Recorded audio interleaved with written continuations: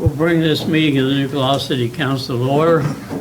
Welcome the administration, rest of council, and the folks in the audience. With that, All right, Mayor Cook, yes. Councilwoman Grow, Present. Councilman Bond, Here. Councilman Shammy. Here. Councilwoman Wright, Here. Councilman Lindsay. Here. Vice Mayor Eggleston. Yes. Here. Whatever. Just raise your hand. With that, we'll have the invitation of the chief trustee. Father, Lord, we thank you for the day, and we thank you for thy many blessings and many favors. Lord, please be with us all. Please be in this meeting, that thy perfect will be done. Bless our first responders, our troops, and their families. In Jesus' name, amen. I pledge allegiance to the flag of the United States of America and to the republic for which it stands, one nation, under God, indivisible, with liberty and justice for all.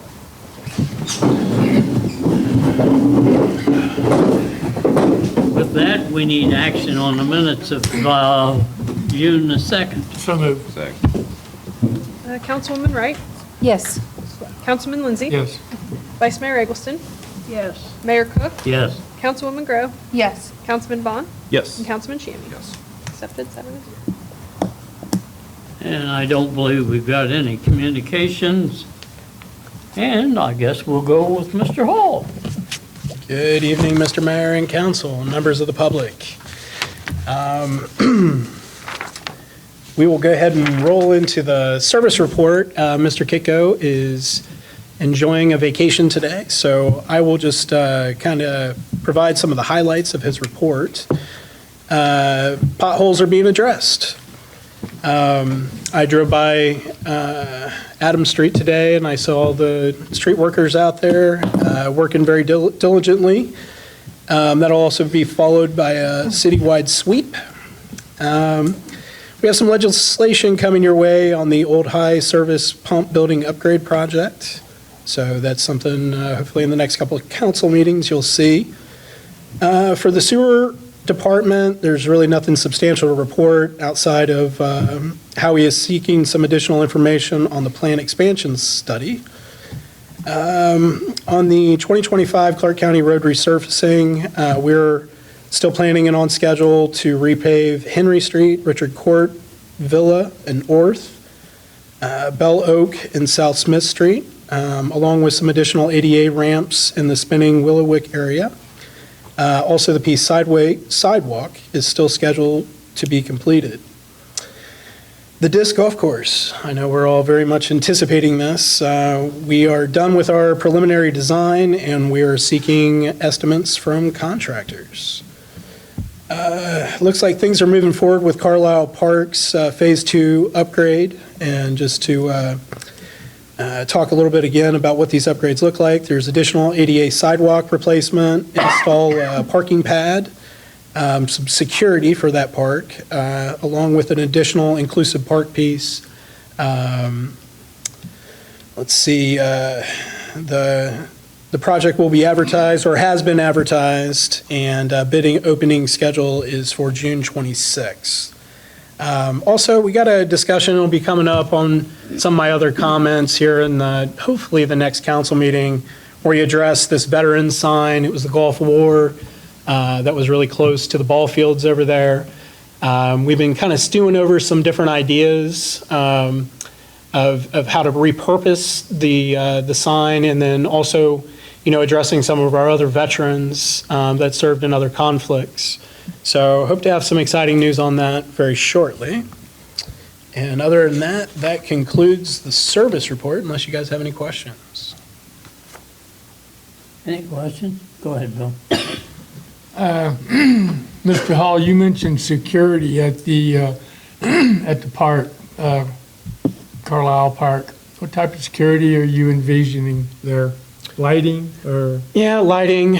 Obviously the cameras will be something, that we'll evaluate. I have a piece later in my council, or in my city manager report, where I talk about just our general policing. So I will probably, lean into the sheriff's department a little bit to give some recommendations. For those who aren't aware, Carlisle Park is located on the other side of Dollar General, and there's some privacy fence that's there, which just makes it a really tough spot to be able to patrol or put any eyes on. So as we're investing into this park, we want to make sure that we're securing, our infrastructure there at the park. So yes, sir, I'll have some different proposals to you as I have time to, speak with our law enforcement about what would work best. And these would be video only? Video only, yes, sir. Thank you. Any other questions on the service report? Doesn't look like it.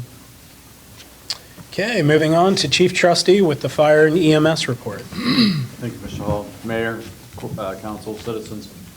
For the month of May, New Carlisle Fire Division responded to 94 EMS calls in the city. The division responded to 7 fire-related calls, 21 good intent or service calls, and 3 false alarms.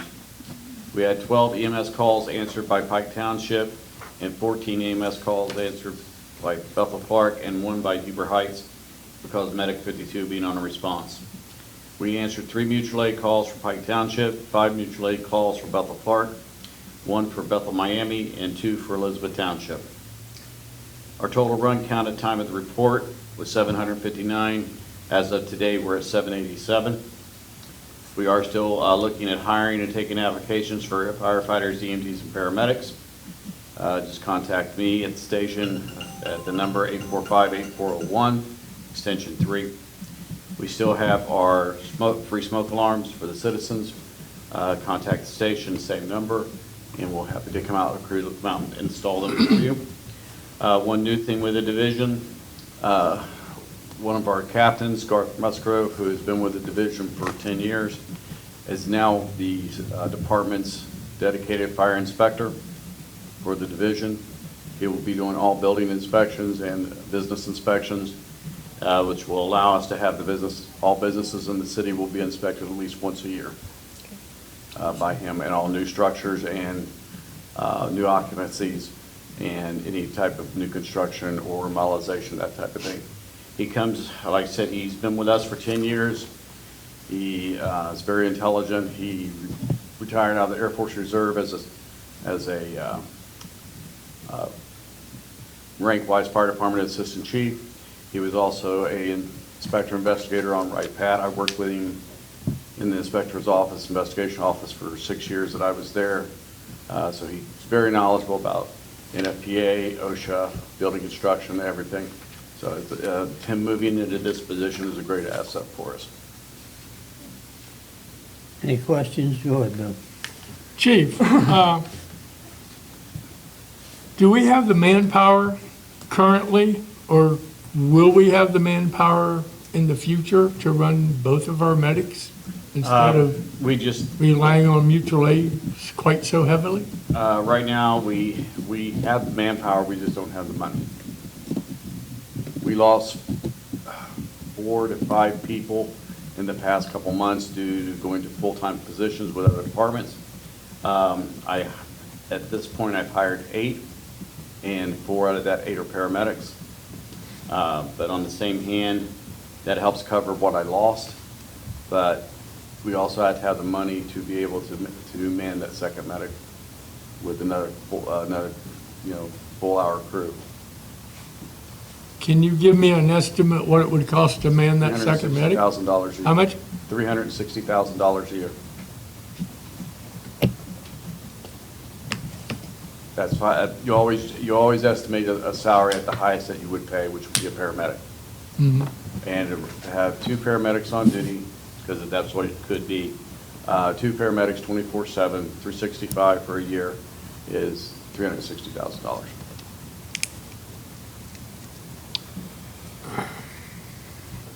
Thank you.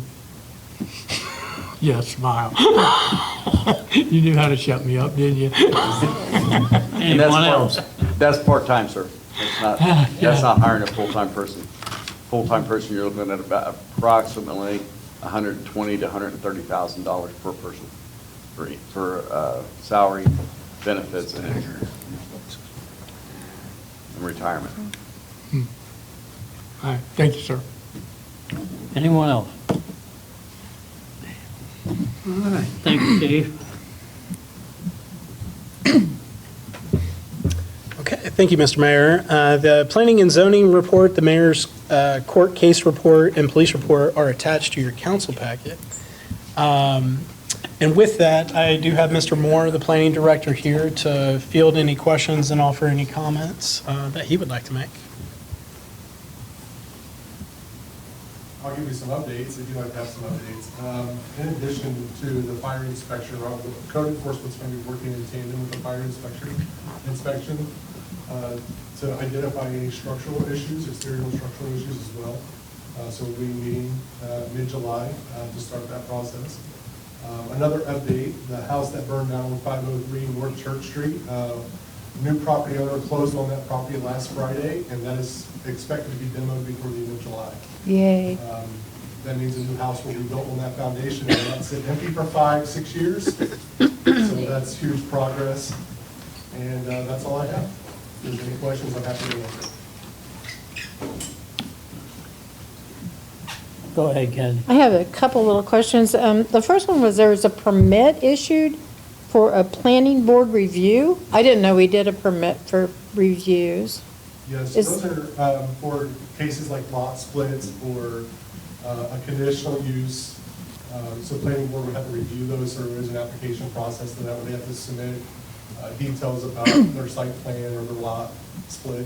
I think that one in particular was for the RD Border Oil lot split to Richard Okay. Deering, there where the fitness club is. Yeah.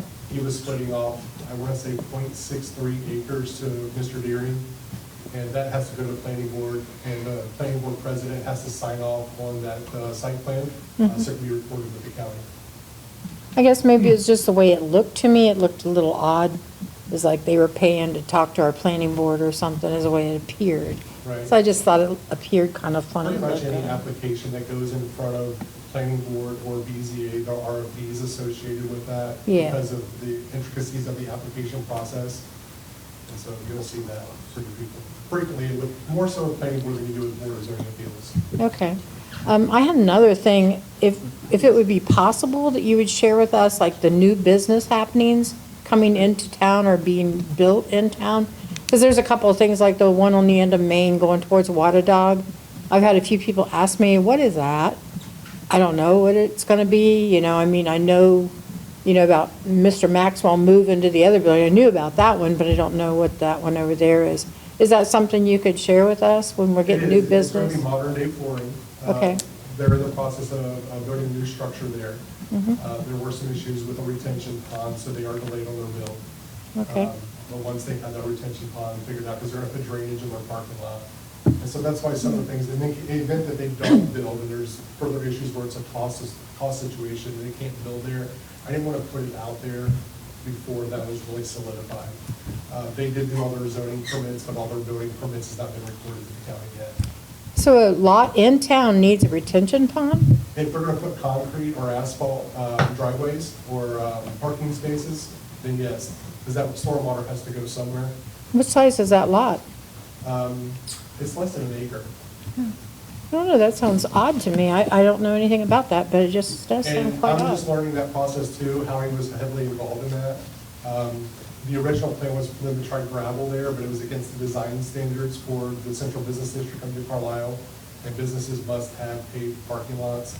And when you have more than an ADA parking spot and one parking spot per 2 employees, that storm has to go somewhere. And they couldn't just run it off into the street because the next storm collection is all the way down by Tall Schroyer. And we didn't want a puddle right there on 235. So Right. they have to put drainage in. Wow, interesting. Okay, thank you. You're welcome. So there's no water runoff sewer drainage through there? No, And that is in the city? not for storm, no. There's no storm there. Okay. The only other available storm is down by Tall Schroyer on the corner there. There's water and sewage tapped already there, but no storm runoff. And the EPA won't allow you to run the storm runoff right into your water or your sewage. Right. And that's going to a separate retention. Okay, all right, thank you. You're welcome. Anyone else? I have a question for you. I understand we're having another open house up here shortly at the one housing project on Addison, New Carlisle. Correct, that's Monroe Meadows. Monroe Meadows, yeah. 27th of June from 12 to 2. Okay, you want to bring that up, or?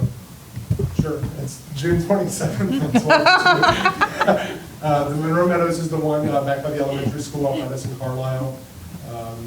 They're serving lunch for that as well. They invited all members of city council, staff, and planning board. If anybody wants to come, feel free. They'll be serving lunch at that open house as well. Which one was that, sir? Monroe. It's Arbor Homes on the west end. Yes. Arbor Homes is the developer, Monroe Meadows is the 12 to neighborhood 2. we call that. June 22nd, what time was that? 27. We'll ensure, Mr. Mayor, that you get a formal Ms. email Lowry on said she would that. send out a calendar invite. She is awesome, I hear. It's my Alexa. Yeah, you know what we told you she's going to say someday. I know. Thank you for the question, though, Mr. Mayor, because that was something I think that came in after we submitted our council packet to you guys. So yes, I'll be in attendance at that as well.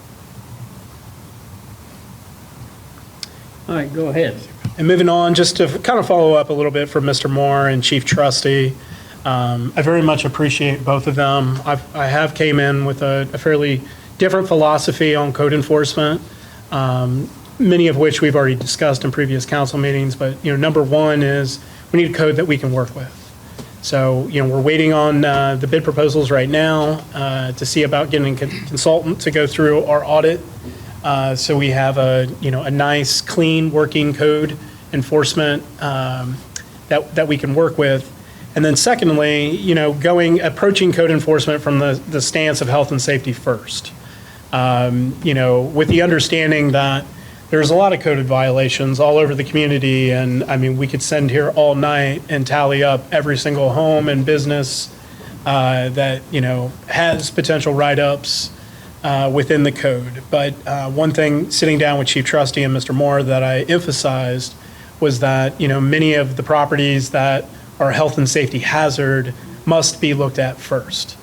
And then we'll work our way down while still ensuring that we're addressing, high weeds and, paint chipping on front porches and things like that. So I just want to commend both of them for, I addressed a problem and they came up with a solution. So I think that's really great work on both their parts.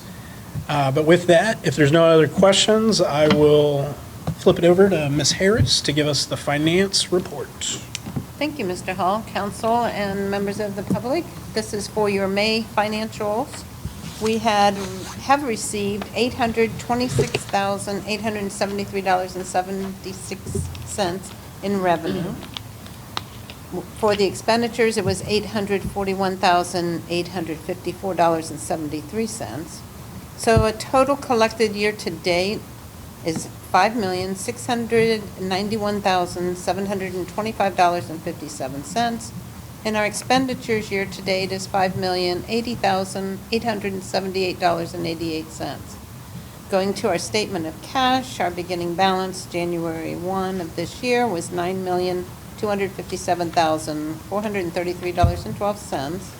So our year-to-date collection added $5,691,724.57, and our year-to-date expenditures reduced it by $5,080,878.88.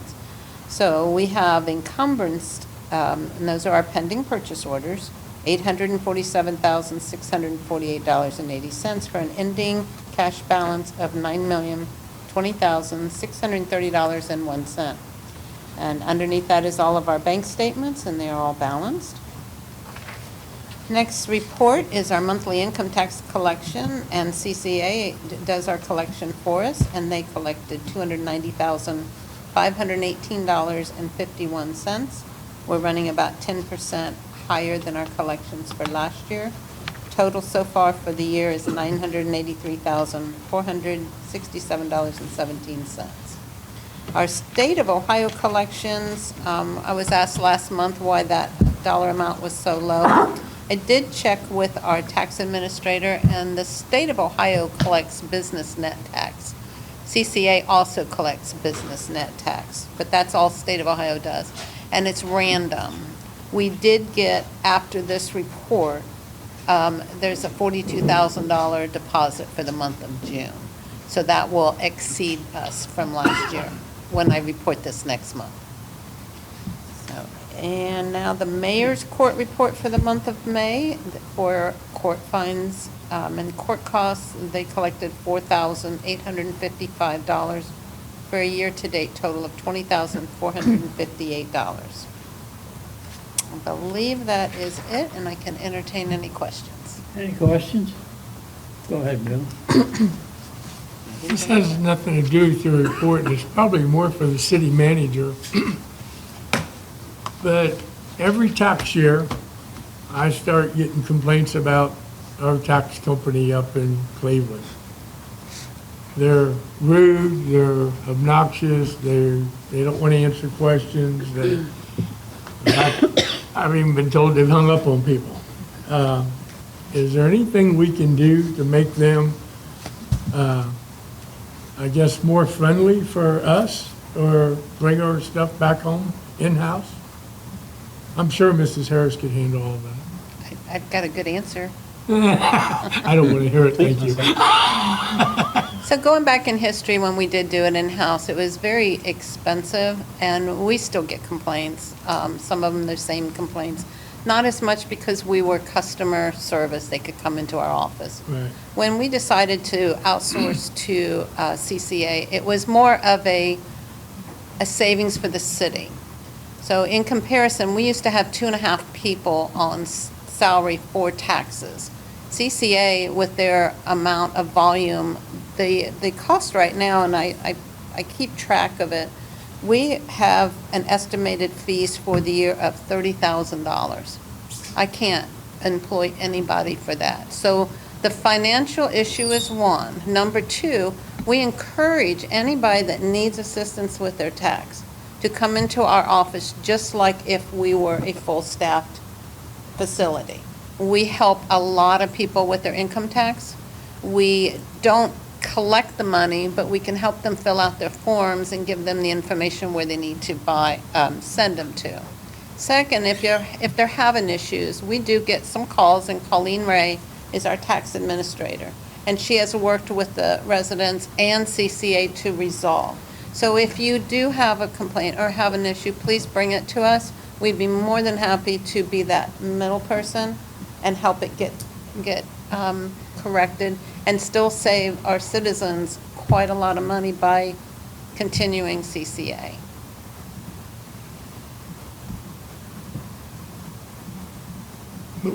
One citizen called me and said that they sent their return in. I talked to them prior to them mailing it, and because of things that I hear that they say they don't get it or this or that, I told them to send it certified mail, make them sign for it, get a return receipt on it. They did that, they got the return receipt. A month later, they got a letter from them saying you didn't file your income taxes, now you get this. And they had a certified receipt. They finally did get it straightened out with them on their own.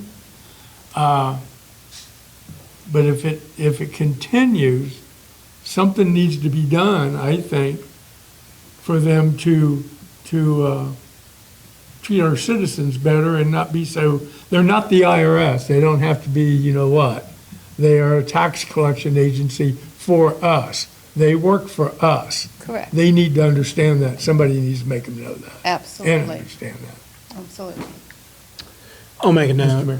and I'm sorry. I think a professional courtesy, just letting their management know that we have some unsatisfied constituents down here in New Carlisle, is if you're receiving that, amount of grievances, I feel obligated that I have to interject myself and talk with them and just say, we have some people that are very unsatisfied. And see if that professional courtesy is enough to hopefully maybe mitigate some of the issues, but I have no problem figuring out whoever's in charge and talking with them. And that may very well be what we need, for somebody to intercede on behalf of our citizens. Us as council can't do that. They won't talk to us. I mean, they will if I want to talk about my taxes, but I don't want to talk about my taxes with everybody else. But, Well, thanks for bringing it to our attention. I have not heard anyone have well, any issues. and I tell with it, them, call the city building, well, they're not going to do nothing because they take care of it up in Cleveland. I go, well, that's right, but, you know, they work for us. We don't work for them. So whether they call or not, I have no idea. I'm sure I would have heard about it if they did. But with that, Mr. Mayor, Mr. Bond has something he'd like to say. Well, go Yeah, I think he was first. ahead. I was just gonna say, I don't know if it's the same citizen or not, but I took a phone call on the CCA also from a citizen, actually called Friday or Saturday, and I didn't get back to them until today, but is there an alternative to CCA? Are they the only outfit that can do this? Is there another? There is another company, and their name is Rita. They are a larger facility. They're more up in the Cleveland area. We chose CCA when we interviewed both of them because they had local reps. And when they started, they had times where they set up where residents would come in and they'd help them with their tax returns. We have offered that the last 2 years, and nobody has chose that. So we do get people that will bring it to our attention. Our tax administrator will go to our representative, and it gets fixed. Okay. It will get Well, fixed. I'll just But have this gentleman then maybe contact Please. Colleen Ray, and then she can maybe work with him on getting it resolved. absolutely. So that would be great, but yeah. I have no Mr. problem making Manager, a if you phone can call. make that phone call. Yes, I think sir. that's the proper steps, I think, Copy that. to do that. And then one question on your report, the last page, on the expenditures. I know what most of our expenditures go to, but I was just curious. There's looks like a check to Swank Motion Pictures. So they are the $550? Yeah, That's the rental for the movie night. okay. Okay. Thank you. You're welcome. You done, Carrie Ann? Yeah. I also had a citizen complain about CCA as well. And the citizen paid the estimated taxes before they were due, so before the new year, and worked with Colleen Ray to do it, and then was still charged a fee for like hundreds of dollars for being late on paying taxes after April 15th, even though he had already paid them. And he's been having trouble with CCA also, being very, very rude, very unkind. And he suggested to check out Rita. I personally have worked with Rita at another place that I have lived, and I've also had trouble with CCA myself, so I understand, and I had less trouble with Rita, so I just wanted to also throw that out there. Absolutely. And if they would come, we could try to get whatever we can do to get it resolved, if it's resolvable, Yeah. and it's not a fine or a fee that, they would have to incur. Colleen Ray would be welcome to help resolve it. If council and the city manager want us to look into Rita, I've used Rita also at another entity. They're very similar, they're more expensive. You get the same complaints. Okay. The problem is they do so many municipalities and cities, both of them. A lot of them do not do it in-house anymore. And I think it gets to where they forget about their customer service. And we would be more than happy to remind them, yes, we are the customer and we pay for that service. And we want our residents to get service, correct? I would So- appreciate that myself, yeah. Bill, do you have something? Mrs. Harris, you said it, excuse me, Rita's more expensive. Can you give us a ballpark what the cost difference would be? I would have to Rita? go and get a new quote, and it depends on the volume of what they collect and what their fees are. So CCA runs around 3% of what they collect. And at the time, Rita wasn't double, but this was quite a few years ago when we moved it over. So I think they deserve an opportunity for another quote. Moving the services and moving all those records is difficult. Don't know how that would work, but we would, if requested, we can at least entertain a proposal and pricing and then bring that back and see what the city manager and council wants us to do. Well, I think if we can resolve these issues with CCA, I usually get 4 or 5 every tax season. Some's before the 15th, some's after the 15th. They don't like what I say after the 15th. But if we can get some of these resolved, these issues resolved, and see a markable improvement next year, and if we don't, then I think we need to shop after the next tax season. Absolutely. And I would just ask, as, a possible, I know we're outside of season now, but moving forward into next tax season, when you field these calls, if you could just get a name and a contact, and, if you're able to just summarize briefly what their issue is, and just send me that email, I'll coordinate through Ms. Harris and Ms. Ray to see if we can help, contact the constituent, address the issue. But then I'm in the know of how many times this is happening. So then I can at least, give the opportunity to go to their upper echelon and just say, hey, what's going on here? To just address it, moving forward, I guess, put me in the mix so, I can go out there and fight for our people. And, if we're not getting what we're paying for, then, I'm sure they're very aware if we're very frustrated with them, there's competition out there. But I will say, anytime we contract anything, there's always like, well, it saves us on labor, it takes an extra stress away from, our administration team, but it also takes it outside of our community.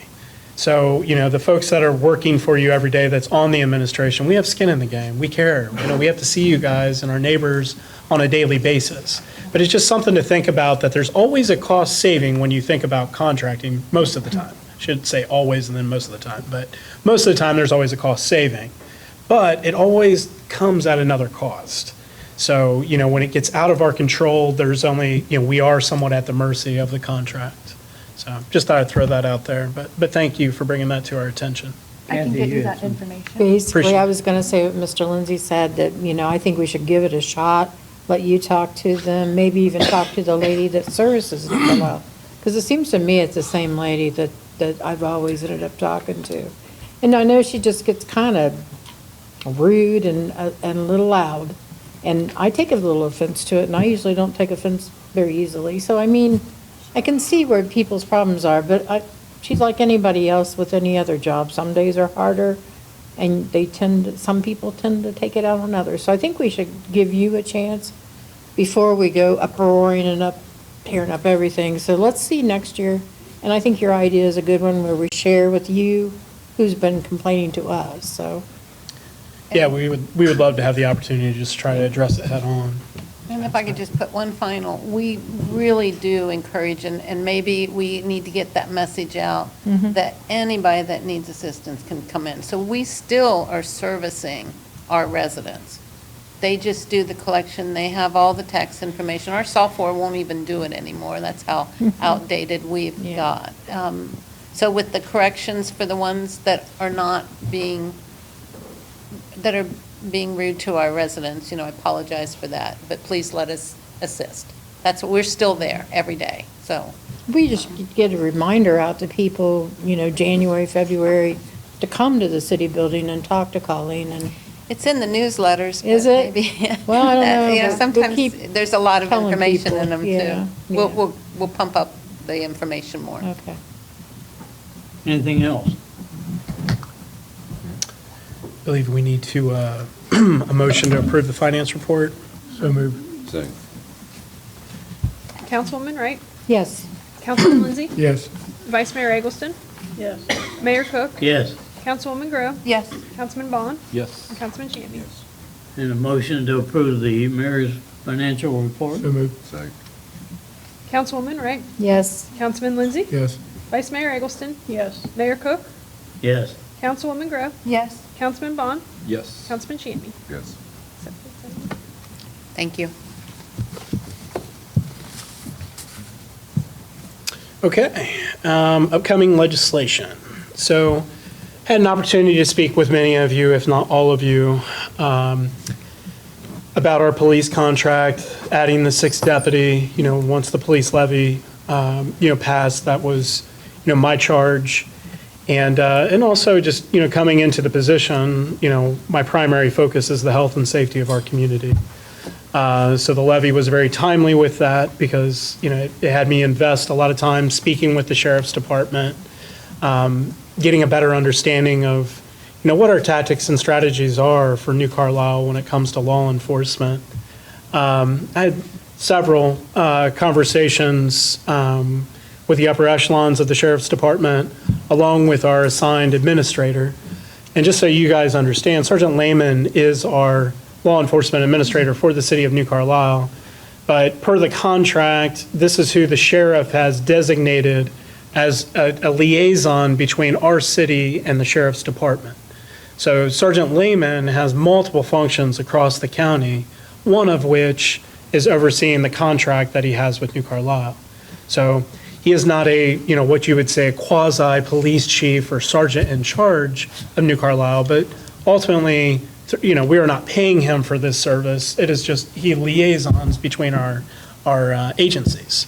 So with those conversations, along with speaking with the top brass at the sheriff's department, a proposal that was brought to me was adding a sergeant in lieu of a deputy to fill our sixth vacancy that we've budgeted for.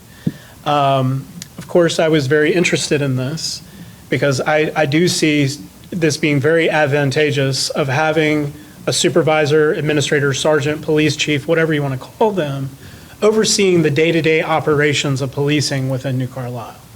My first question was, I like it, but how much is it gonna cost us? I got the cost. It's essentially 19% more than what a topped-out deputy makes. I was given those numbers and vetted that through Ms. Harris, who advised me that in our financial situation, we would be able to accommodate doing that. So on Friday, I sat down again with Chief Lane, Major Eubanks, and Sergeant Lehman to say, yes, we are interested. This is something I would like to publicly bring to council with your approval. They granted that. And they also explained kind of what the process looks like. So per their separate contracts that they have with the unions and their department, the way this election would go for whoever this sergeant is first they have to hire they have to contract a hiring agency to fill the void from the county where the sergeant will be leaving to come fulfill our position, because then they'll have a vacancy in the county. But then the way the contract works is it goes to, they put it out there to all the sergeants who are interested. And the most senior sergeant is essentially who will get the position. So with that new additional information that I gained on Friday, is this something that you guys would like me to continue to pursue? I have spoke with Ms. Jeffries, or Mr. Jeffries about this, apologies.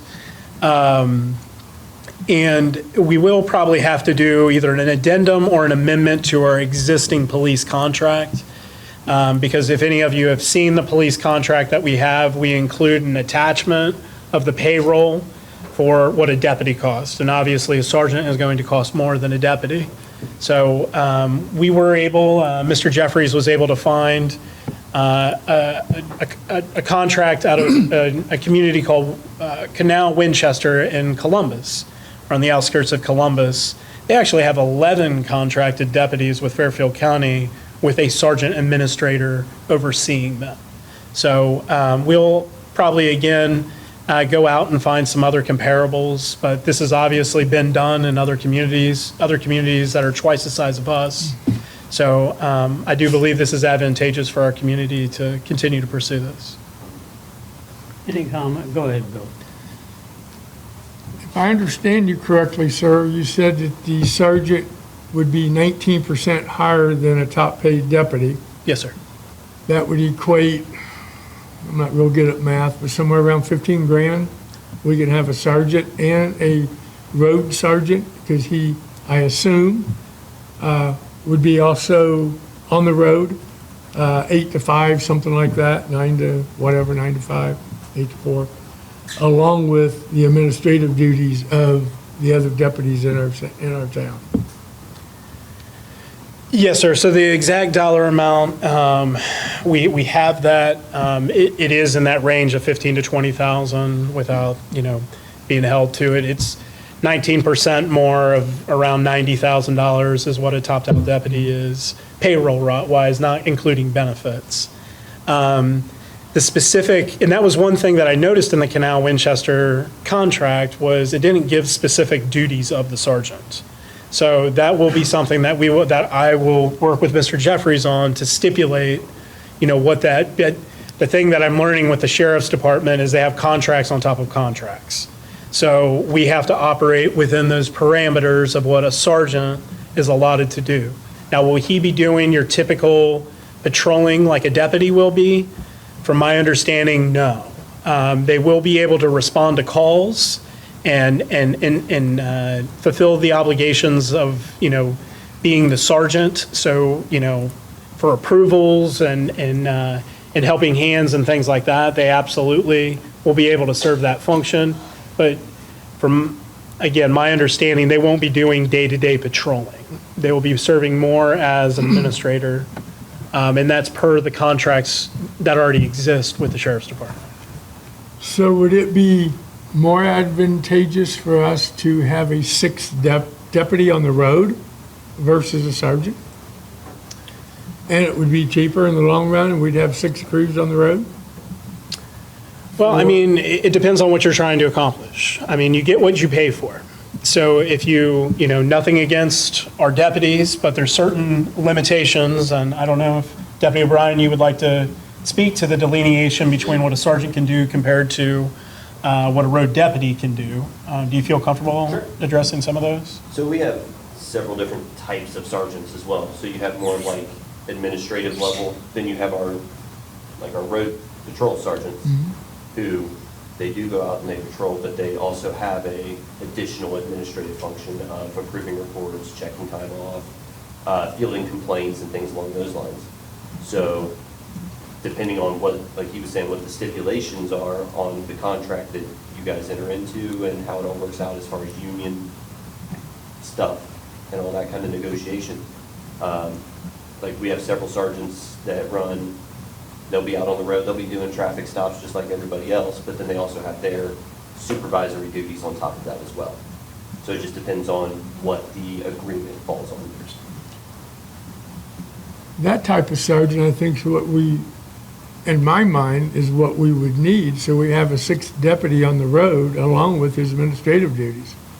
Instead of a sergeant sitting in an office all day long, basically not protecting the city. Well, I understand, and I'm going to be honest with you, I don't think we're done with the amount of law enforcement we truly need. You guys have been purviewed, at least to the last policing schedule that we have, and we have some, clear concerns there where we would like to have more coverage. So, talking about what was allocated in the 2025 budget, I think, this satisfies that along with some icing on the cake. Because here's the thing, we're vastly increasing the amount of homes and residents that we're going to have here in New Carlisle over the next 5 to 8 years. Right now, I do not have a deputy dedicated to the tactics and strategies of what policing looks like for us, next year, 5 years, 10 years, 15 years into the future. So by having a sergeant who will be fulfilling, again, I'll have to see exactly what they come back with us of what the duties and responsibilities are. But one thing that I think is a significant gain is you do have that law enforcement representative who's studying New Carlisle and making the dictations and scheduling and proposals coming in, somebody who will be attending the council meetings, making recommendations like Chief Trustee of the needs that we need from a law enforcement perspective in our community. Going into budget talks here in the fall, Like, I would love to have a law enforcement representative who's, studied the city for the past year, seeing as what is working, what isn't working, and then making proposals where, we could potentially, add things that would make us a safer community. I basically concur with Mr. Lindsay that, I'm willing to go with the sergeant. However, I would prefer a road sergeant, giving him, let's say, 2 hours a day for paperwork, administrative duties, the other 6 hours be on the road, and cover some of the areas that we need the additional coverage. Yes, sir. That's my thought. Anybody else? I Go guess- ahead. I guess I would just like some more information, if you can check into it and get back with us on what our options are. Is that an option? Is it not an option? And we make our decision from there. And I guess if we can really drill down, what is the problem we're trying to solve with this? Kind of what you said, what are we trying to accomplish with the sergeant or the deputy? Yes, sir. No. Because it's two different, in my mind, it's two different things that we're trying to accomplish. Absolutely. And that was my intent of putting it in as upcoming legislation, because again, just my style of doing business here. I'm not going to be spinning my wheels and using our resources, pitting down and investigate and trying to broker a deal that, isn't something that, you all are wanting me to pursue. I do understand, exactly what you guys are talking about, but also, and I think, I would like to have, a representative from the administration here to field these questions as we solidify a potential contract or an amendment or an addendum to an existing contract, before you guys, will have all the information you need before, having to vote on something like that. But again, we can sit here and, at least me, I'll speak for myself and play armchair sheriff or police chief and say, what I think we need in our community? That's going to be what keeps us safe in our community. I just feel like it's disingenuous coming from me, even with my background, to say, what assets do we truly need? What is our needs and what is our wants? And then we can think strategically, along with Ms. Harris, budget-wise, of how can we make this as safe of a community as what we feel we deserve? And I think adding the sergeant into the mix provides us that level of expertise to advocate on those things on behalf of our constituents. Go ahead, Bill. I agree with having a sergeant. We have 5 deputies now. If we was fortunate enough to get a sergeant to do the administrative duties, to corral the deputies, so to speak, for whatever they need, their reports, their time off, their sick leave, whatever it is, they would have a quicker response if we had a deputy or a sergeant here. But I also am looking at the gaps we have that a 6th road deputy could fulfill. At least some of it, alleviate some of it, maybe not all of it. I don't know how much time he would need to do administrative duties. Again, that's more information we would need from the SO, and then have a further conversation about it. Okay. I'll tell you what, if I can, I'm sorry, Ms. Wright. No. Go ahead. Did you want me to go ahead? I was just curious if maybe we could get a part-time deputy to go with the sheriff. That way, when the sheriff is doing in-office duties, maybe the part-time could use the car and we wouldn't need another car, because we're going to have to buy a car with the sheriff too, right?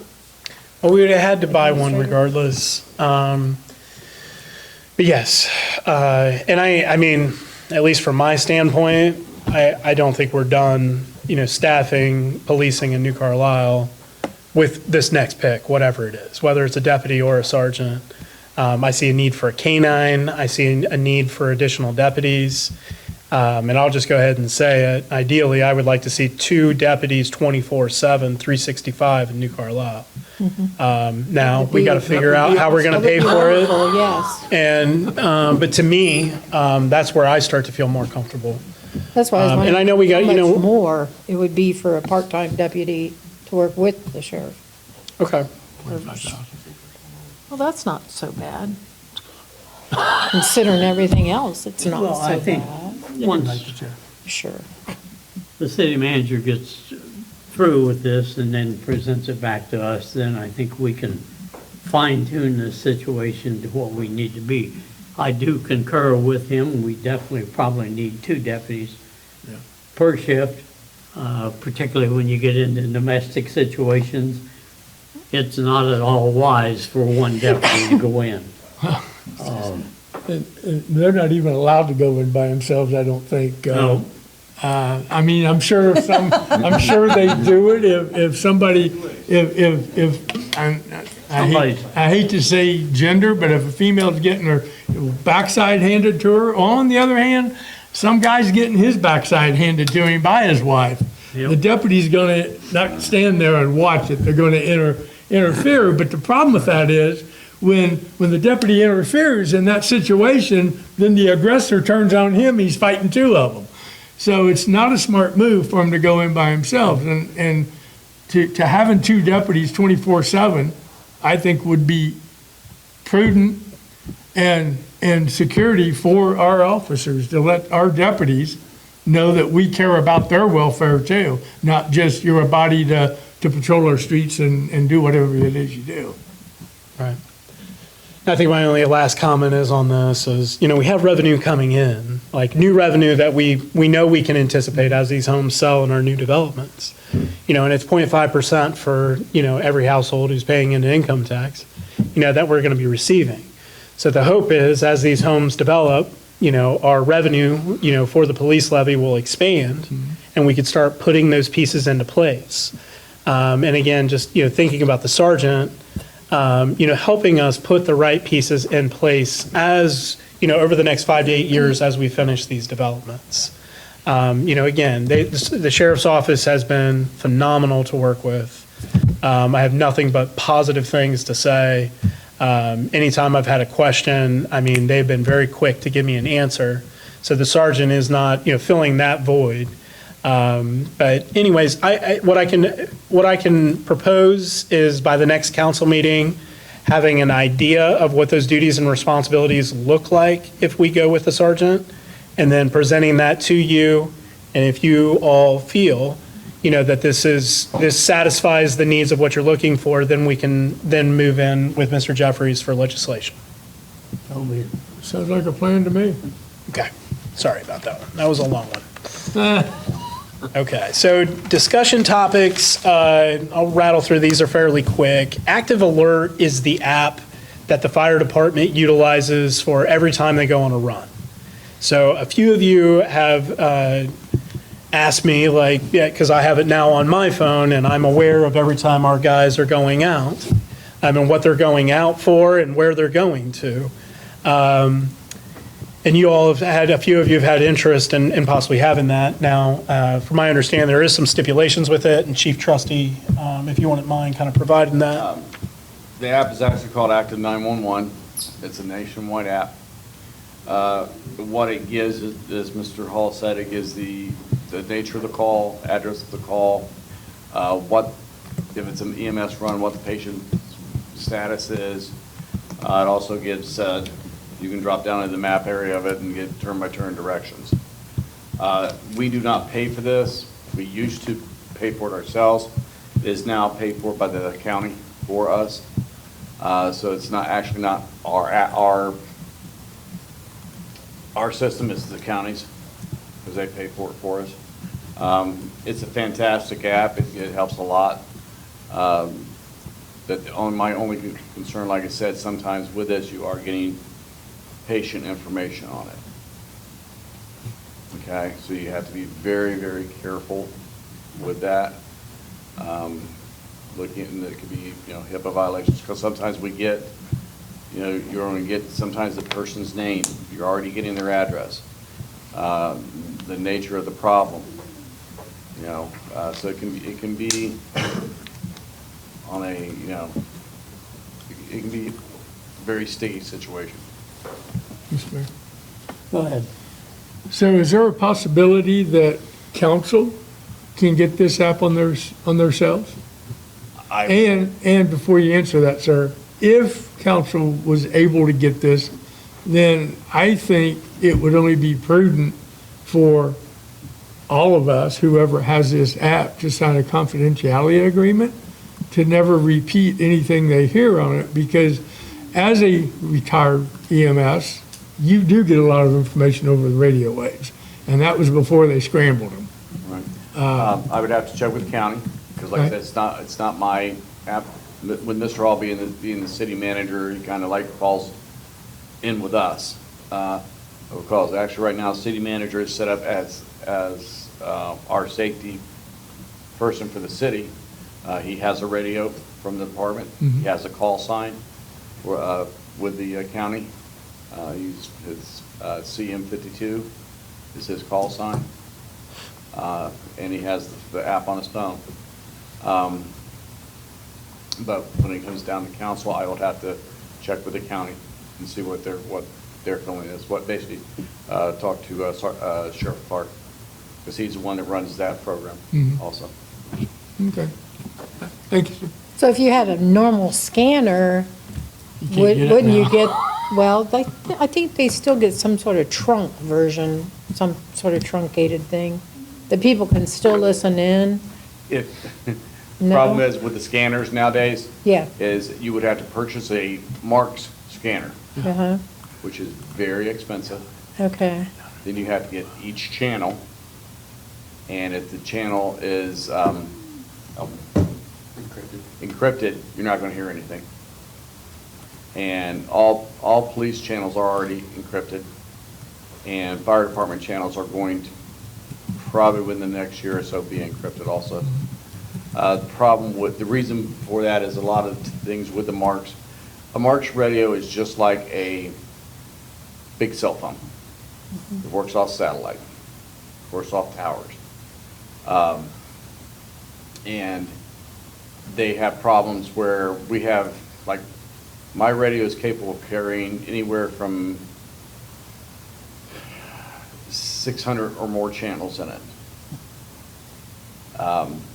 But the problem being that they had a lot of TAC channels that were being pirated and being used by drug dealers and listening in to police department, and they would go on raids and no one would be there because they were able to listen in. That makes sense. So a lot of the old days of having the scanner plug it into either the crystal or type it into Right. the frequency is no longer there. You know, it's not. And a lot of departments have gone to what's called leglution, which is only thing you hear over the radio is a computer. It's a computer You mean generated like, voice. It's a computer generated voice. It gives you the nature of the call. It'll come across medic 52, blah, blah, address, stroke. And then when you get in your vehicle, get in the medic, you'll punch responding on your iPad. You don't even get it on the radio anymore. You just punch responding, and then on that iPad, it will give you all your other information that you need. And that will be we'll be starting that probably within the next year. Interesting. Go ahead. May I, sir? How much will that cost us when we have to switch to that, or will we be getting grants, or will it be a free service? Comes out of the county. Oh, the county will pay for it? County. That's really nice of Chris. About the only expense we would probably have is buying the iPads, which we were already prudent enough to know that that's what's coming down the pike, and we already had the iPads in the apparatus. Awesome. All right, thank you, sir. Next is the Social Services Working Group, continuation of our May working session. So that is scheduled 6 p.m. a week from today on the 23rd of June. It sounds like we have some additional community partners that will be attending this. And again, kind of our objective is, to establish some sort of team, whether that is a full board or commission, or if we're going to steer a committee to help us, address, the current urgent needs within our community from a social services standpoint. But very much looking forward to meeting with you guys again next Monday. Thank you, for making your availability to discuss this pressing issue. Then on lighter note, we got fireworks coming up, 4th of July, in June. We celebrate a little early here in New Carlisle. They've already started. But we do have our city fireworks scheduled for the 28th of June. The fireworks will go off at dusk, but our ball field is where we'll be setting off the fireworks at. From my understanding, actually, me and Councilwoman Wright went and surveyed the grounds last week. We have multiple food trucks showing up and entertainment. We also have our city pool that will be open to be able to view the fireworks from the poolside. So very much looking forward to celebrating my first 4th of July as your city manager in New Carlisle. And we've also been coordinating some additional services through rescue and law enforcement to ensure that, all our folks are safe as we celebrate our Independence Day. And next is our newsletter. So as you know, we have a quarterly newsletter that goes out from the city of New Carlisle. We did our final proof review last week. It's been sent off to print and should be hitting mailboxes somewhere around 30 June to 1st of July. So very much looking forward to putting some more information out to the community of, what we're all working on and some of the items of interest that are happening within our community. And following that is my city manager's report, unless you guys have any questions. Go ahead, Bill. Will you be in that newsletter as a spotlight, introducing yourself to this city as our new city manager? If not, you messed up. Yes, Councilman Lindsay. Thank you, sir. Yes, I guess it was decided that I'd be the front page. Awesome. So it will be hard to miss. You will see Didn't know the page this was that mug big, but okay. on there with a few words. No one's going to read it. I'll read it. I'll say it gets way better on page 2. Just keep flipping. Any other questions? If not, moving right along, committee reports none. So I guess we'll move down to the members of the public having a comment. If you will, come up to the podium, name and address. Go ahead, Janelle. Janelle Zimmerman, 219 Prentice Drive. I had a neighbor ask me today if I'd been having any trouble with our water pressure, because they had been. And I had noticed it a little bit, but I thought, well, the shower head's probably, there's so much lime in the water and everything, that might have something to do with it, because I thought it used to be stronger. But they had a plumber and everything come out and checked all their lines and everything, and he said it would be caused from the city, and that the pressure that they should be having from the city should be much higher. He said if you just had a well, I can't remember what the numbers were, 39 to 40, and he said something about most cities it was like 60 or something like that. I don't understand any of that, but I just had a question about that. Are we having problems with the water pressure? And with Mr. Kitco gone, who would be the expert, I really don't have an answer, but I also have heard with the new lines being installed that they have seen a reduced in the pressure. So I think maybe at the next meeting or when Mr. Kitco gets back, city manager can go over with him and see if we can come up with a plausible explanation. Yeah, because I had kind of noticed it too, but I didn't think, it still wasn't horrible, but it didn't seem like, I thought it used to be better than it is now. I have not so. really noticed anything. I don't think anybody Yeah. else has, but. I haven't again, noticed a big difference, but I think I have. I just didn't think that much about it until she said something about it today, so. I'll I tell you thought I'd what, ask. I'll make it a point to talk with Mr. Hall and Mr. Kitco and get back to you. Okay, thank you. What was that street, ma'am? Pardon? The street? Prentice, okay. All right, yep, I'll make sure to get you an update. All right, anyone else? Our favorite constituent. Hey. Dylan Dupuy, 122 North Clay. I've been noticing a very big difference on like what's the status on the old sports and fitness place, and I really don't know what's going on there. Go ahead, Bill. They are remodeling it. It was sold to a medical facility. I believe the health clinic here in town purchased it. On Main Street. And they are moving at some point into that building. So they're completely remodeling it. They're making, thank you.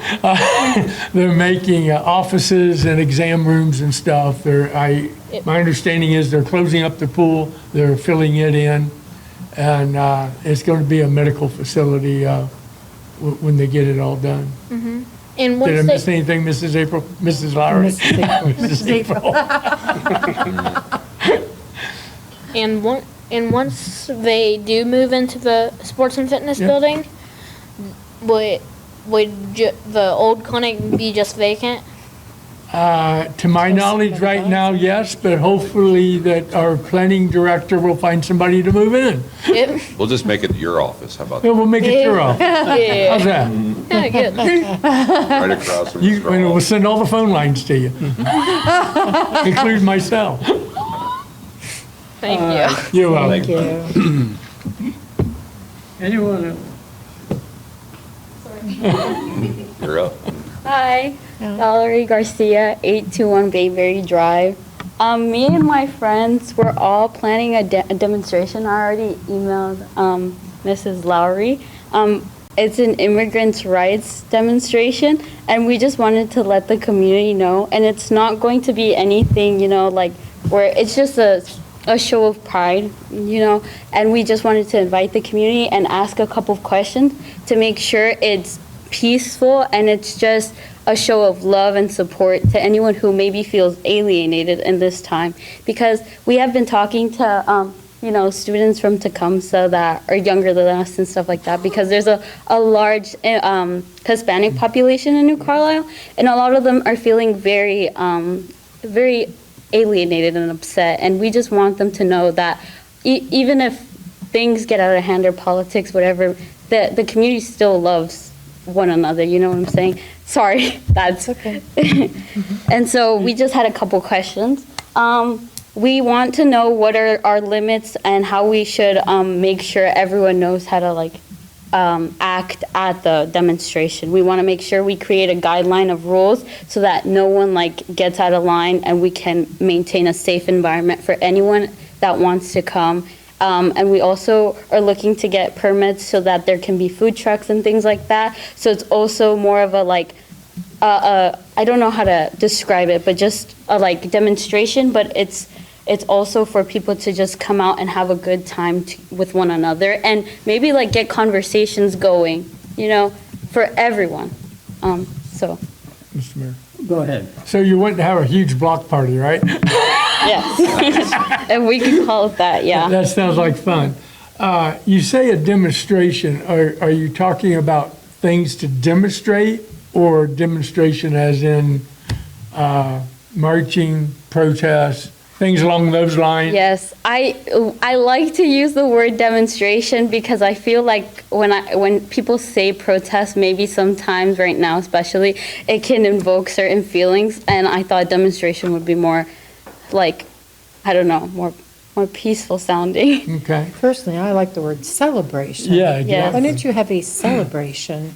And Yeah. I would love to come to that. Yes. That'd be great. We just want to, we would like to call it a demonstration or a protest because it will also involve us, many people from our community, speaking. We'll have speeches and stuff like that. So it will have moments where people will talk about what is going on, politics or things like that. So it is going to have that part. So we think it's important to not deny that that's going to happen. Just in case anyone doesn't agree or doesn't feel comfortable, that's perfectly fine because again, it's your right to speech. So this is something that we feel is important for us to share with our community and voice ourselves on how we're feeling. So there will be that part included in the demonstration. When are you planning this? We were planning the 28th, and that's why we came here. So we heard that you guys have something else going on. You know so how busy the 28th is. Yeah. So, but we were also open to other dates. Maybe the 27th or anytime. Maybe this month. We were trying to get it before 4th of July because we did think like, oh, 4th of July, stuff will be going on probably that weekend after. But yeah, so we're open to any dates. That's also why we came, because we want to make sure it was a day when other activities or events weren't going on, because I was doing research. And usually you can't have multiple things going on in the city when like you need certain permits and stuff like that, or you're like things with traffic are involved, because again, the sheriff's department will be busy conducting other things. So I just want to make sure it's safe for everyone. Go ahead, Peg. You had mentioned you were going to bring food trucks in? Oh, we were interested in the idea, yeah. We're talking with family members and stuff like that that own food trucks in the community and bringing those, but I know you need permits for things like that, so. Where were you planning on having this? I was planning on Main Street. That's why also I was emailing with Mrs. Lowry on. You want us to shut down Main Street? Yes. Well, I again, yeah. I can help a little bit here. Again, I'm curious. I'm open to any, like, this is of course, like anything, any changes. I just want to make sure, like, I know what we can and cannot do, where we should or shouldn't have it, but my idea was on Main Street, yes. I'm curious as to what Mrs. Lowry told you. She emailed me back. Don't look at her. Oh, sorry. She emailed me back on we could discuss like dates and stuff, or where it was gonna be and stuff like that. So, yes. I can speak to it, Mr. Lindsay, if that's okay. So I did get your email, Ms. Lowry forwarded it to me. My understanding, I was just looking, there wasn't a contact number on your email. Okay. So, first I'm going to say it takes a tremendous amount of courage to come here and, just speak in front of council, let alone on a very sensitive issue. Yep. But I'm very happy to work with you along with our law director, Mr. Jeffries, to make sure that, whatever you guys want to do is, within the bounds of the law. Of course. Now, I do know, shutting down Main Street, there's some extra layers that I don't have control over. Yes. Because that's a state route. Okay. So there's coordination through the Ohio Department of Transportation that we'll have to work out. But we are proponents of the First Amendment and the right to assemble and peacefully protest and everything else. So I look forward to working with you. You don't have to project your personal information in a public forum. Okay. But if you want to get with me either after the meeting or get back with Ms. Lowry, I'd be happy to talk to you tomorrow morning or whenever you're available. Of course. So we can start lining things up. Thank you. Yes. Now, the only thing, you mentioned the 27th. 27th, Evans Farms is having their fireworks. Yeah. Okay. And I believe they're having quite a few events out at the farm. So I think that might be a conflict, but that's entirely up to you as to what you want to do and when you want to do it. So you might take that into consideration. July 3rd or July 5th were perfect in my schedule, because, it's all about council. No, I'm just joking. Kathy, you got... Your event you want to have, as a suggestion, and again, it's between you and the administration, we got a great park out here that has a little bandstand for speakers. There's electric, I think there might be microphones and stuff. It can be, I don't know if we have them, if you have to provide them. They can put food trucks over here. They could probably put them up here if they're not being, if these are not rented. That way it puts you in one spot. Not that I'm trying to contain you, but then people in the city will know where to come. I, for one, I won't walk it, but I would come. I think it would be interesting. It's hard to get into the Hispanic community and chat because they're so non-trusting, and I get it. I mean, a lot of people are, I'm not very trusting myself. Damn it, Kathy. I don't trust her at all. But I have talked to quite a few Hispanics in town, and I find them to be very pleasant people. I've got neighbors that are Hispanics. In fact, One of them asked me if he could do my front yard, and I said, yeah, go for it, I don't care. And then he gave me a bill. Yeah, what's up with that? But anyway, but I think you have a wonderful idea. I think it's just an alternative, suggesting the park. If the manager can make 235 happen, shut it down, the way I see it. Yeah, and just like a quick survey of the law, the big thing that sticks out is just impeding traffic. Oh, yeah. So those are some of Yeah, the things that we'll have to work through. But like I said, if I can get your contact information, of course. and you're welcome to come down to the city office, or I can meet you somewhere if you'd just like to discuss.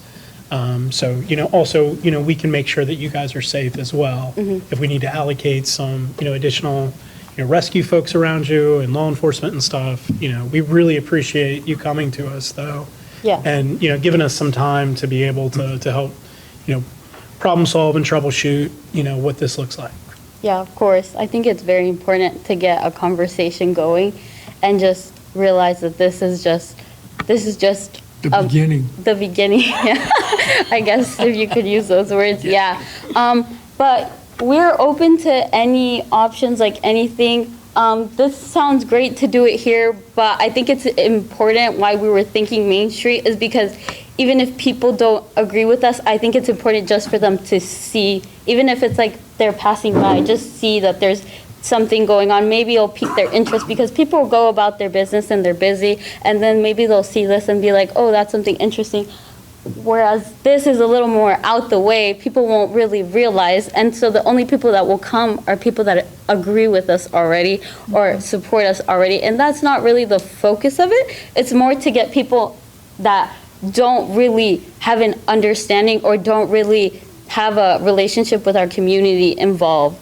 I think that's what's most important. And Main Street kind of came about because I go to college in Washington, and I've helped. And we already organize protests out there, and we've done it on Main Street before, and laws are very different. And so, of course, I already came with that idea or picture in mind. And so when I was having conversations with people, I was like, oh, Main Street is a good option. But of course, I was Googling the laws, which say if you're impeding traffic, communicate, you need permits. So I reached out. And so anything that we can get coordinated, I'm open to anything. So thank you. I was wanting to, I'm sorry. I was wanting to suggest the Church of the Brethren downtown. It is on Main Street. They have a very large parking lot.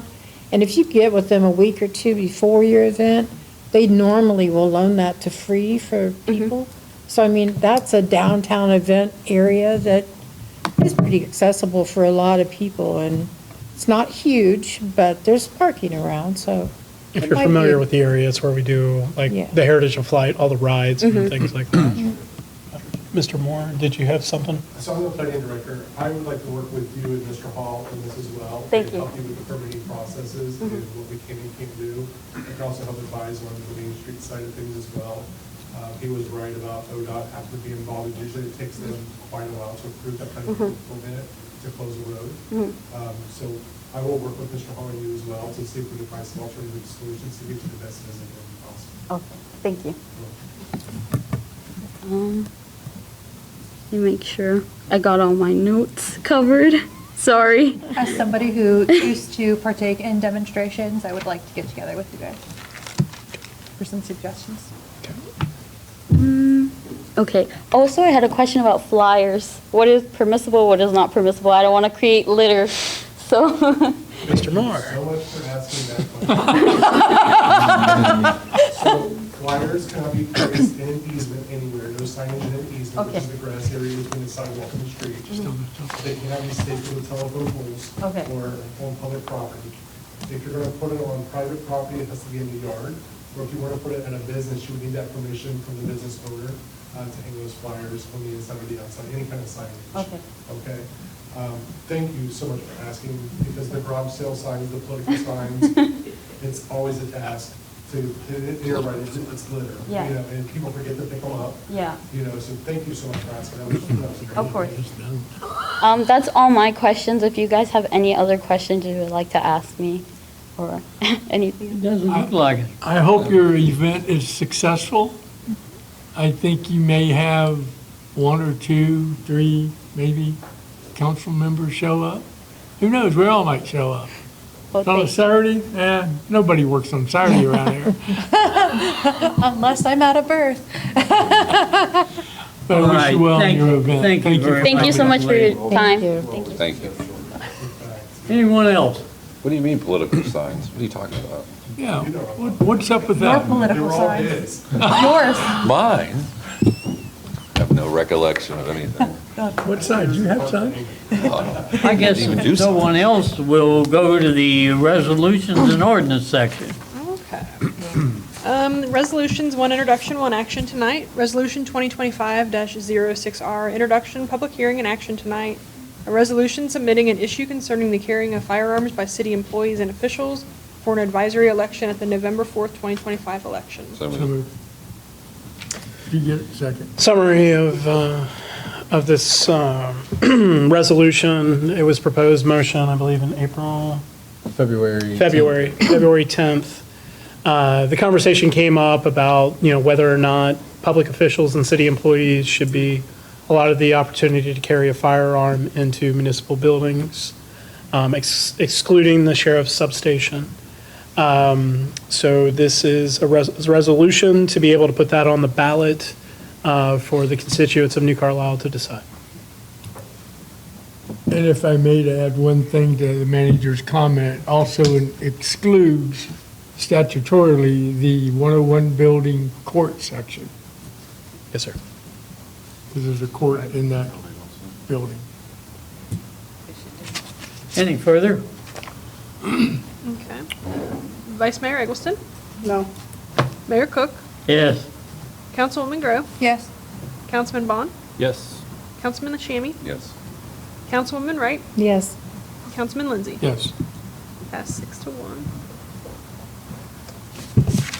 The ordinances, there's 3 introductions and 2 actions tonight. Ordinance 2025-23, introduced on 6/2/25, public hearing and action tonight. An ordinance authorizing a service contract with Stryker for the maintenance and repair of fire and EMS equipment. So moved. So, Mr. Trustee, will you please give us a summary of the service contract with Stryker? This contract allows, it's a preventive maintenance contract for all of our equipment that we have on the medics through Stryker. It includes our Life Pack 15s, the cots, the load systems, the power stair chairs, and the Lucas tools, which we have 3 of. They come out twice a year and do a complete PM on the equipment. Plus also too, if everything on the are ran off of the lithium batteries. If we lose a lithium battery or one goes bad, they replace it for free. Where this really comes into play is the fact that this year alone, we had one of our Life Packs lose a module of that takes blood pressure. And that module alone, if we would have had to pay to replace it, would have been in between $8,000 to $10,000, if not more, just to replace that one module. We also had a piece in one of our load systems break, and they had to replace the entire load system track. If we would have had to pay for that, it would have been $10,000. It's saved right now, because right now, one Life Pack is $69,000. One cot is $23,000. Load system is $35,000 to $40,000. The power stair chairs that we have, we got 2 of those, which we got those on grant money last year. Those run right around $15,000 to $20,000 a piece. The Lucas tools are now at $18,000 a piece. So this is, and like I said, it seems like a lot of money we're putting out, and yes, it is, but it's also compared to what it would cost us to have to replace one of those pieces of equipment ourselves without this PM program would be a lot more. Like this year, we would have been replacing a Life Pack, or we've been replacing the load system. So it's definitely worth the money that we're putting out for them. Plus, like I said, they come out twice a year, go through all of our equipment, check it, make sure everything's up to snuff like it should, replace any small parts if it needs it, update the software in the Life Packs, check the batteries. Like I said, they replace the batteries free for us. So it's definitely well worth to have. Go ahead, Kip. So what's a life pack? Is that a CPR thing, or is that? Life Pack 15 is what we were able to, we can automatically take blood pressure, pulse ox, but it also reads your heart rhythm. We can do a 12-lead EKG and send it to the hospital for a doctor to look at. We can also defibrillate somebody with it. We can also pace somebody with it. We can actually set somebody's heart up as a pacer, like having a pacemaker implanted. Oh, wow. We can pace that person's heart on the way to the hospital. Or if their heart rhythm is too high, we can cardiovert them, which will knock their heart back into a right rhythm. Oh, wow. Okay, So, that's yeah, all. It does quite a bit. Okay. Go ahead, Mr. Bond. This is something we already budgeted for, I'm guessing? We've had it in the budget, but what it also is, this year, the price increased quite a bit, one, due to inflation, and due to the fact that we didn't have the 2 stair chairs in it last year because they were already under warranty for the first year, and we had to put them into the contract for this year. Okay. But we have the money in the budget for this. We're going to use a little from a different expense account, but it's in there to use, yeah. Okay, thank you.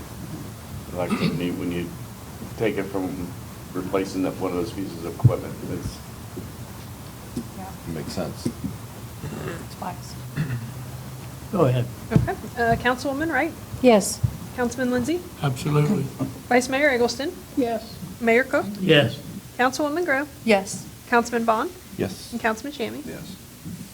Accepted, 7-0. Ordinance 2025-24, introduced on 6/2/25, public hearing and action tonight.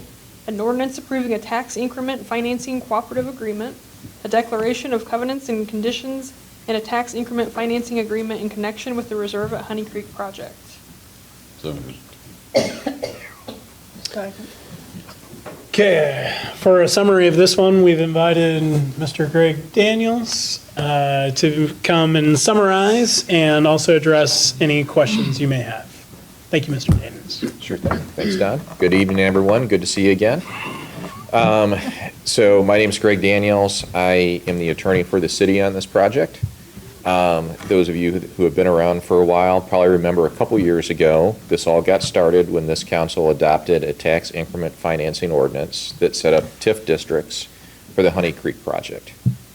That ordinance established the pot of money that can be used for public infrastructure improvements that make the project possible. This ordinance establishes how that money is used. So there's 3 agreements here. The first agreement, the tax increment financing cooperative agreement, is between the city, the Port Authority, and the developer. The city has a fairly limited role in this agreement. It's to receive money from the TIF from the county. That happens by statute. And then by this agreement, we send the money to the trustee for the Port Authority. The Port Authority will be issuing bonds. It's not city debt. The city is not on hook anyway for the debt. All the city has to do is turn the TIF money over, and the Port Authority takes it from there. The bond proceeds, the Port Authority will disperse to the developer to pay for roads, sidewalks, water, sewer, all the stuff that you need to build a residential subdivision. So that's that agreement. The second agreement is the declaration of covenants. That's something the developer records against its property where it's promising to pay enough money through TIF, through guaranteed payments, in order for the Port Authority's bonds to get paid. The Port Authority, the bondholders, they want to make sure that the bonds get paid. The city's not on the hook for it, so the developer's on the hook for it. So that's what that agreement is. The third and final agreement is a tax increment financing agreement between the city and the developer. And there's 2 things going on in that agreement. The first, as part of the negotiation process, the city has negotiated that the developer will construct some improvements to Mill Street, some right-of-way improvements as well as a parking lot. The developer does that on their dime and then gets reimbursed from the TIF. The city does not have any upfront outlay for those improvements. The second thing is, if the bonds all get paid, if the developer gets paid back for the Mill Street improvements, there should be some extra money left over, excess TIF money, and the agreement says the developer and the city will split that 50/50. The developer will have a number of public infrastructure improvements that won't get paid by the bonds. They still have money out. They're never going to get all of it back, but the 50/50 split helps them get a little bit more back. So, in a nutshell, those are the three agreements. Again, it's how the money that we are raising from that 2003 ordinance gets spent to support the development. With that, happy to answer any questions folks have. Go ahead. I thought there was also a park included in that TIF agreement. Is there a park? At one time, there's a conversation about a park. That ultimately, for a number of reasons that maybe city staff can explain a little bit better, it wasn't ready to be part of the TIF. The developer is funding some of that park just as, their project, but it ultimately did not. So end we'll up still in the have TIF. the park area, just nothing in it. Is that correct? I think that's right. Through Well, we had the playground equipment that D.R. Horton built there right beside, adjacent to the ball fields. And then I believe that extra land sliver that's right in front of the playground is going to be an extension of the parking lot for the ball fields. Oh, a park. It's quasi-park. Okay, well, that's fine too. Yeah, there was some discussion about a bigger project. It just didn't, at the end of the day, make sense. Okay. Anyone else? Go ahead. What are the cons? We heard all the pros. What are the cons? The cons for this sort of thing, it's hard to say it's a particular con. As we've talked about from the time we set up the TIF ordinance, there is a little bit of city taxes that get diverted to pay for the public infrastructure. That decision was made in 2023 that we would do that to pay for the public infrastructure. You're always weighing that pro and con. Not so much a con for the financing plan, but there are alternatives for financing that would stretch the money a little bit farther. But that would involve putting the city credit at risk. Some communities do that in order to get more out of the TIF money. It just wasn't the right choice for the city at this point in time to do it for this project. So that's always a pro and con both ways to weigh for this. But this sort of strategy, the interest rate will be higher, the dollars won't go quite as far, but again, there's no credit risk for the city. It's not our debt. We don't have to ultimately worry about repayment. Okay, thank you.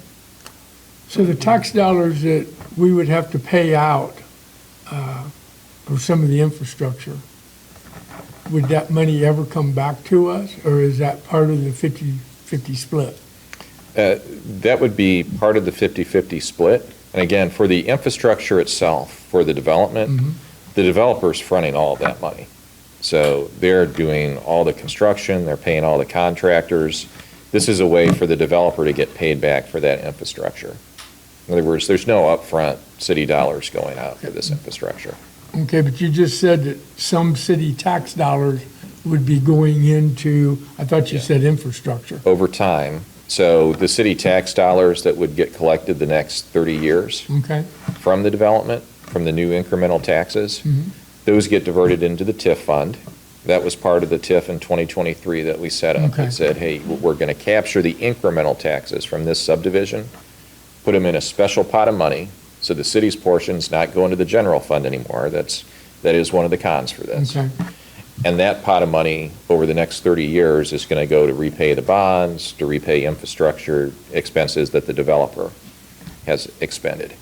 It's not any tax dollars today that's being spent or put in by the city. It's those future tax dollars. Okay, all right, that And just to makes more clarify, sense Mr. to me. Daniels, when you say tax dollars, you're talking about property taxes, Property correct? taxes, that's Not exactly income right. Yeah, taxes. it's just all property taxes for TIFs. That's right.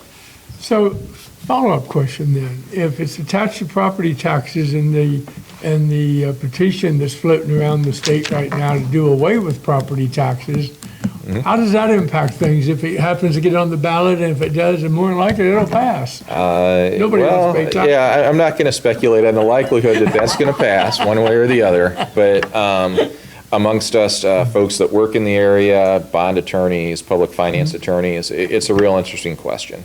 I think, and that's why there's that, one of the reasons why there's that contract that's recorded against the land to make sure that whoever owns the land is paying enough to pay for the bonds.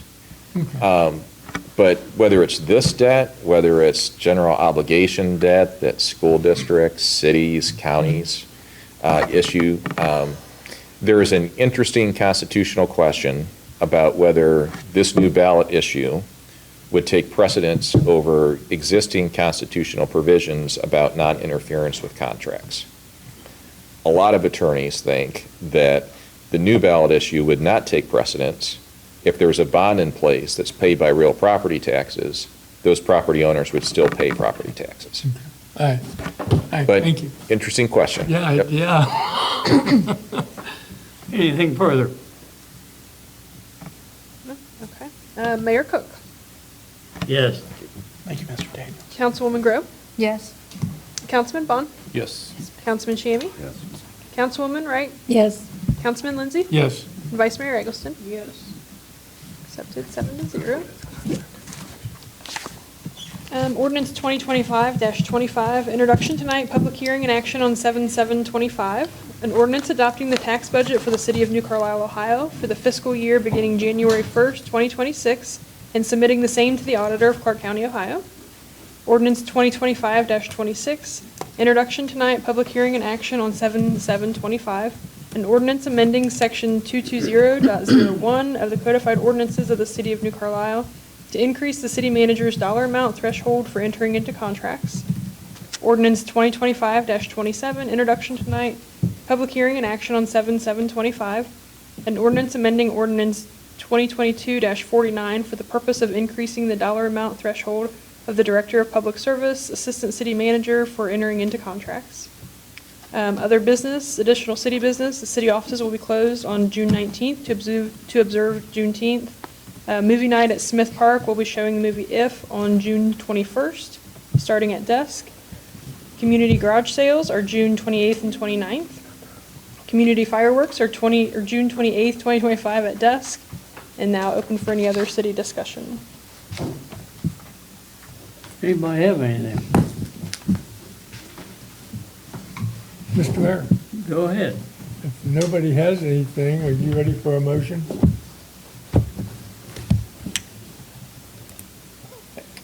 I move to adjourn. I knew that. Councilwoman Wright. Yes. Councilman Lindsay. Yes. Vice Mayor Eggleston. Yes. Mayor Cook. Yes. Councilwoman Grove. Yes. Councilman Bond. Yes. And Councilman Shamrock. And yes.